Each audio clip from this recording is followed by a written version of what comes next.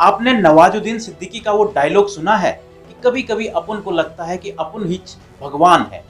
ऐसा ही कुछ आजकल क्रिकेट में हो रहा है और क्रिकेट फैंस को शायद लग रहा है कि जो जसप्रीत बुमराह हैं वही भगवान है, क्योंकि जसप्रीत बुमराह जिनका मेन काम गेंदबाजी करना है वो गेंदबाजी तो अच्छी कर ही रहे हैं।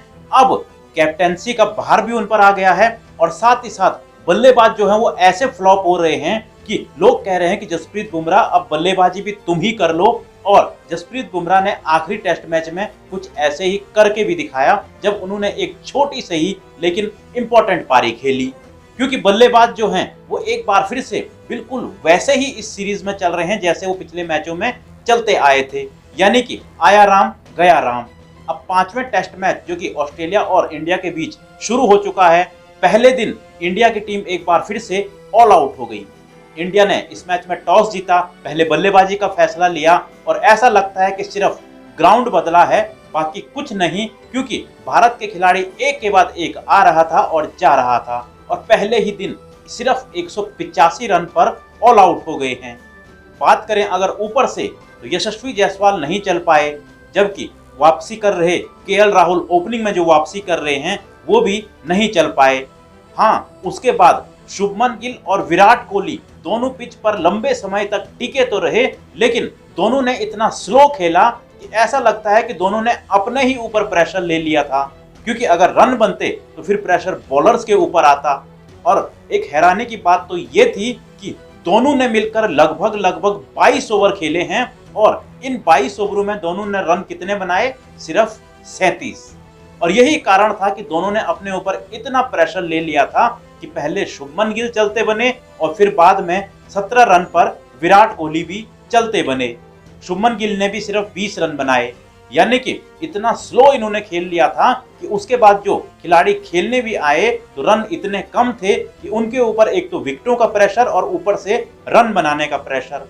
हालांकि ऋषभ पंत ने कुछ कोशिश जरूर की, लेकिन उन्होंने भी आज अपने हिसाब से, यानी कि जिस तरह की अटैकिंग क्रिकेट वो खेलते हैं वैसा नहीं खेला और उन्होंने भी जो 40 रन बनाए हैं और 40 रन में वो टॉप स्कोरर रहे हैं आज के, उन्होंने 40 रन अपने 98 बॉलों में बनाए हैं। यानी कि ऋषभ पंत अगर 98 रन बॉलें खेलें और सिर्फ 40 रन बनाए, यकीन नहीं होता, लेकिन आज ऐसा हुआ है। ऋषभ पंत से हम आमतौर पर 98 बॉलों में कम से कम 70-80 रन या फिर 60 रन तक की उम्मीद तो कर सकते हैं, लेकिन क्योंकि विकेटें गिर चुकी थी, प्रेशर इतना था, रन नहीं थे, इस वजह से ऋषभ पंत ने जो है एक बार फिर से चांस लिया और आउट हो गए।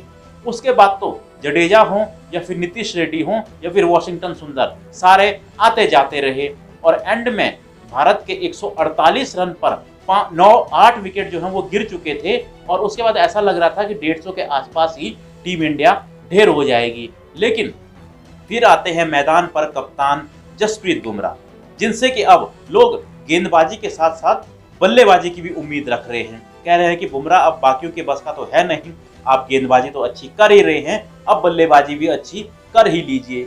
और जसप्रीत बुमराह ने एंड में इंपॉर्टेंट 22 रनों की पारी खेलकर स्कोर को 185 रन तक पहुंचाया।